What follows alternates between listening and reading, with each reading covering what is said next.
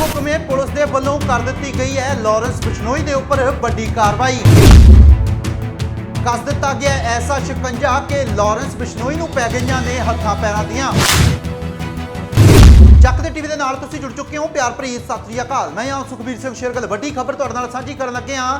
ਲਗਾਤਾਰ ਖੂੰਖਾਰ ਵਾਰਦਾਤਾਂ ਨੂੰ ਭਾਰਤ ਦੇ ਵਿੱਚ ਤੇ ਭਾਰਤ ਤੋਂ ਬਾਹਰ ਵੱਡੇ ਪੱਧਰ ਦੇ ਉੱਪਰ ਭਾਵੇਂ ਫਰੌਤੀ ਦੀਆਂ ਮੰਗਾਂ ਹੋਣ ਜਾਂ ਫਿਰ ਅਜਿਹੀਆਂ ਖੂੰਖਾਰ ਵਾਰਦਾਤਾਂ ਹੋਣ ਜਿਨ੍ਹਾਂ ਦੇ ਵਿੱਚ ਕਿਸੇ ਨੂੰ ਵੀ ਮੌਤ ਦੇ ਘਾਟ ਉਤਾਰ ਦੇਣਾ, ਇਸ ਦੇ ਪਿੱਛੇ ਇੱਕ ਨਾਮ ਆਪ ਮੁਹਾਰੇ ਬੁੱਲ੍ਹਾਂ ਦੇ ਉੱਪਰ ਆ ਜਾਂਦਾ ਹੈ। ਉਹ ਹੈ ਲੌਰੈਂਸ ਬਿਸ਼ਨੋਈ। ਵੱਡੇ ਗੈਂਗਸਟਰ ਦੇ ਉੱਪਰ ਵੱਡੀ ਕਾਰਵਾਈ ਜਿਹੜੀ ਹੈ ਭਾਰਤ ਸਰਕਾਰ ਦੇ ਵੱਲੋਂ ਕੀਤੀ ਗਈ ਹੈ ਤੇ ਪੁਲਿਸ ਦੇ ਵੱਲੋਂ ਅਜਿਹੀ ਕਾਰਵਾਈ ਕਰਕੇ ਕਿਤੇ ਨਾ ਕਿਤੇ ਲੌਰੈਂਸ ਬਿਸ਼ਨੋਈ ਦੇ ਇਸ ਵੱਡੇ ਸਰਗੜੇ ਨੂੰ ਰੋਕਣ ਦੀ ਕੋਸ਼ਿਸ਼ ਦੇ ਵਿੱਚ ਪੁਲਿਸ ਜਿਹੜੀ ਹੈ ਸਫਲ ਹੋਈ ਹੈ। ਗੁਰੂਗ੍ਰਾਮ ਦੀ ਪੁਲਿਸ ਦੇ ਵੱਲੋਂ 10 ਸ਼ੂਟਰਾਂ ਨੂੰ ਜਿਹੜਾ ਕਾਬੂ ਕੀਤਾ ਗਿਆ, ਜਿਹੜੇ ਕਿ ਲੌਰੈਂਸ ਬਿਸ਼ਨੋਈ ਦੀ ਗੈਂਗ ਦੇ ਨਾਲ ਸੰਬੰਧ ਰੱਖਦੇ ਸਨ। ਇਹਨਾਂ ਸ਼ੂਟਰਾਂ ਦੇ ਕੋਲੋਂ ਵੱਡੇ ਪੱਧਰ ਦੇ ਉੱਪਰ ਜਿੱਥੇ ਹਥਿਆਰ ਬਰਾਮਦ ਹੋਏ ਨੇ, ਉੱਥੇ ਹੀ ਹੈਰਾਨ ਕਰਨ ਵਾਲੇ ਖੁਲਾਸੇ ਜਿਹੜੇ ਨੇ ਉਹ ਵੀ ਪੁਲਿਸ ਦੇ ਕੋਲ ਇਹਨਾਂ ਸ਼ੂਟਰਾਂ ਦੇ ਵੱਲੋਂ ਕੀਤੇ ਗਏ ਨੇ। ਖੁਲਾਸਿਆਂ ਦੇ ਵਿੱਚ ਵੱਡੀ ਜਾਣਕਾਰੀ ਇਹ ਵੀ ਨਿਕਲ ਕੇ ਸਾਹਮਣੇ ਆ ਰਹੀ ਹੈ ਕਿ ਇਹਨਾਂ 10 ਸ਼ੂਟਰਾਂ ਦੇ ਕੋਲੋਂ 7 ਪੁਲਿਸ ਦੀਆਂ ਵਰਦੀਆਂ ਵੀ ਬਰਾਮਦ ਹੋਈਆਂ ਨੇ। ਸੋ ਇੱਥੋਂ ਸਿੱਧੇ ਤੌਰ ਦੇ ਉੱਪਰ ਅਨੁਮਾਨ ਲਗਾਇਆ ਜਾ ਸਕਦਾ ਹੈ ਕਿ ਕਿਸ ਤਰੀਕੇ ਦੇ ਨਾਲ ਲੌਰੈਂਸ ਬਿਸ਼ਨੋਈ ਦੀ ਗੈਂਗ ਦੇ ਇਹਨਾਂ ਨੁਮਾਇੰਦਿਆਂ ਨੇ, ਇਹਨਾਂ ਸ਼ੂਟਰਾਂ ਨੇ ਪੁਲਿਸ ਦੀ ਵਰਦੀ ਪਾ ਕੇ ਖਬਰੇ ਕਿੱਥੇ ਜਾ ਕੇ ਵੱਡੀ ਵਾਰਦਾਤ ਨੂੰ ਅੰਜਾਮ ਦੇਣ ਦੀ ਫਰਾਕ ਦੇ ਵਿੱਚ ਇਹ 10 ਸ਼ੂਟਰ ਜਿਹੜੇ ਨੇ ਉਹ ਬੈਠੇ ਸਨ। ਇੱਕੋ ਜਗ੍ਹਾ ਦੇ ਉੱਪਰ ਪੁਲਿਸ ਦੇ ਵੱਲੋਂ ਦਬਿਸ਼ ਦੇ ਕੇ ਇਹਨਾਂ ਨੂੰ ਕਾਬੂ ਕੀਤਾ ਗਿਆ। ਗੁਰੂਗ੍ਰਾਮ ਦੀ ਪੁਲਿਸ ਦੇ ਵੱਲੋਂ ਇਹਨਾਂ ਨੂੰ ਕਾਬੂ ਕਰਕੇ ਇਹਨਾਂ ਦੇ ਕੋਲੋਂ तमाम ਉਹ ਸਮਾਨ ਜਿਹੜਾ ਉਹ ਵੀ ਬਰਾਮਦ ਕੀਤਾ ਗਿਆ ਤੇ ਨਾਲ ਪੁਲਿਸ ਦੀਆਂ ਵਰਦੀਆਂ ਜਿਹੜੀਆਂ ਨੇ ਉਹ ਵੀ ਬਰਾਮਦ ਕਰ ਲਈਆਂ ਗਈਆਂ ਨੇ।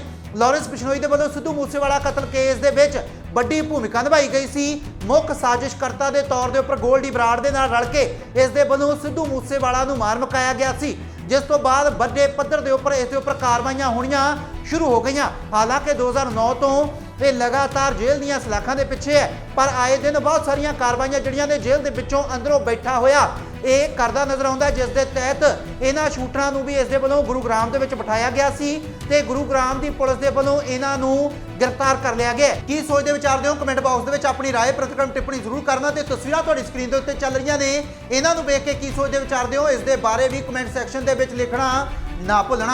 लॉरेंस बिश्नोई और गोल्डी बराड़ गैंग के गोल्डी बराड़ गैंग के 10 शार्प शूटर्स गुड़गांव पुलिस ने तत्परतापूर्वक इनको अरेस्ट करा गया है। 7 आरोपी अलग पकड़े गए हैं जो कि मौके पे ही किसी योजनाबद्ध तरीके से पुलिस यूनिफॉर्म के अंदर भौंसी एरिया के अंदर महेंद्रवाड़ा के एरिया में ये एक प्लानिंग के तहत इनको पकड़ा गया है। ये 7 आरोपी थे जिनसे मौके से विदेशी वेपन्स 3 विदेशी पिस्टल जो है फॉरेन मेड पिस्टल्स हैं और 22 कार्ट्रिजेस उनसे हम मौके पर बरामद करा है।